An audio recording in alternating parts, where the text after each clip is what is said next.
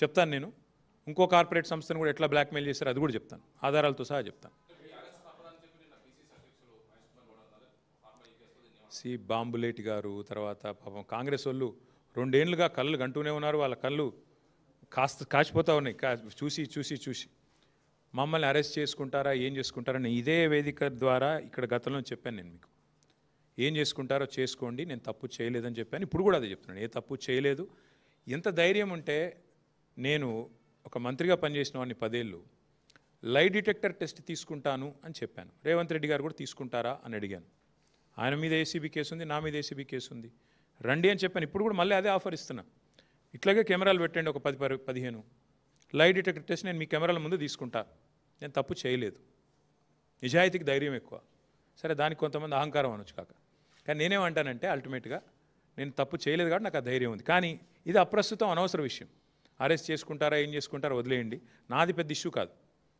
నన్ను అరెస్ట్ చేస్తే ఆయన కొంత పైశాచిక ఆనందం వస్తుంది కావచ్చు, అది కూడా ఓకే. కానీ మేము వదిలిపెట్టాం కాంగ్రెస్ పార్టీని. 4,000 రూపాయలు ముసలోళ్ళకి ఎప్పుడు ఇస్తావు? 2,500 ఆడబిడ్డలకు ఎప్పుడు ఇస్తావు? స్కూటీలు ఎప్పుడు ఇస్తావు? తులం బంగారం ఎప్పుడు ఇస్తావు? నువ్వు ఎన్ని డైవర్షన్ గేమ్లు ఆడినా మేము మాత్రం అదే పట్టుకుంటాం. మా ఇష్యూ చిన్నది. మమ్మల్ని అరెస్ట్ చేసుకుంటారా, కేసులు పెడతారా, ఏం చేస్తారా, అది ఓకే. మేము ప్రజల తరపున అడుగుతూనే ఉంటాం, వదిలిపెట్టాం.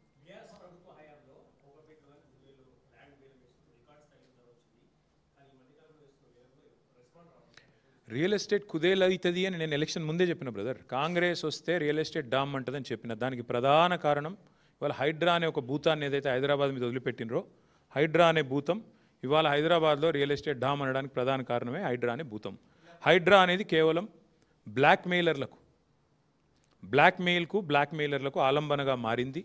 దానివల్ల ఇవాళ 100 కోట్ల రూపాయలు చేతులు మారుతూ ఉన్నాయి.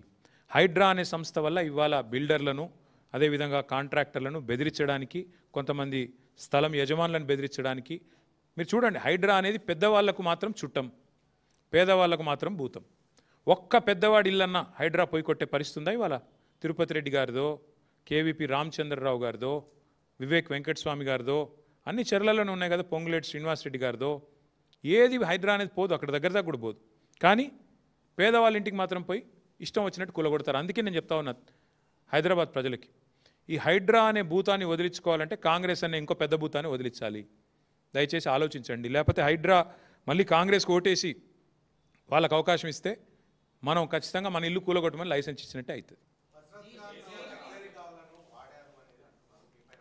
సో ఎంత విచిత్రం అంటే బ్రదర్, మేమేమో ప్రజల సమస్యలు మాట్లాడతాము, యూరియా గురించి మాట్లాడతాము, గ్రూప్ 1లో జరిగిన సమస్యల గురించి మాట్లాడతాము. ఇదేది ఆర్ఎస్ బ్రదర్స్ ఎవరు మాట్లాడరు. వాళ్ళకి కావాల్సింది ఏంది? కేటీఆర్ ఏ కార్లో తిరుగుతున్నాడు, తప్పు చేస్తే కేసు పెట్టిన వద్దంటలేదు కానీ నేను తప్పు చేయలేదని చెప్తున్నా ఓపెన్గా. ఏందన్నా తప్పు చేస్తే ఇద్దరు ప్రభుత్వాల్లో ఉన్నారు కదా, కేంద్రంలో మీరున్నారు, రాష్ట్రంలో వారున్నారు. పెట్టండి, ఏం కేసులు పెడతారో పెట్టండి, ఏం విచారణలు చేస్తారో చేయండి, మాకు అభ్యంతరం లేదు. ఇవన్నీ ఇప్పుడు అన్నీ పోతే ఎల్ఎన్టీది ఎక్కడ పోద్దాం?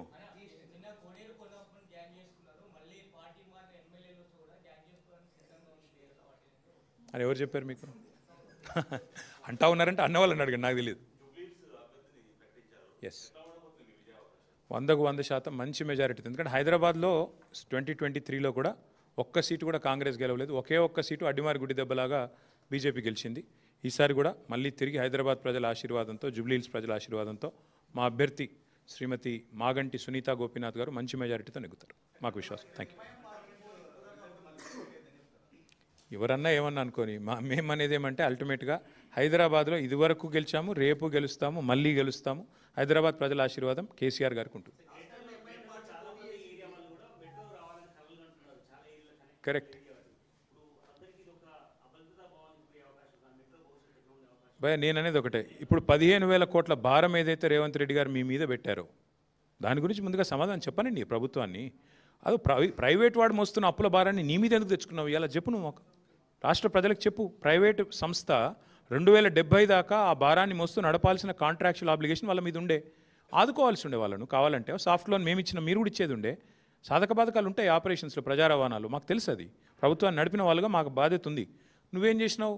జైల్లో పెడతా, తోడుకలు తీస్తా, నేను చెప్పినట్టు వినకపోతే ఎల్ఎన్టీ మేడిగడ్డ కూలిపోయిందని చెప్పకపోతే ఊకోను, నువ్వు రిపేర్ ఎట్లా చేస్తావు, నీకు బ్లాక్ లిస్ట్ చేస్తా అన్నట్టుగా ఇవాళ ఇష్టం వచ్చినట్టు చేస్తే ఏమైంది? ఇవాళ సంస్థ పారిపోయింది విధి లేక.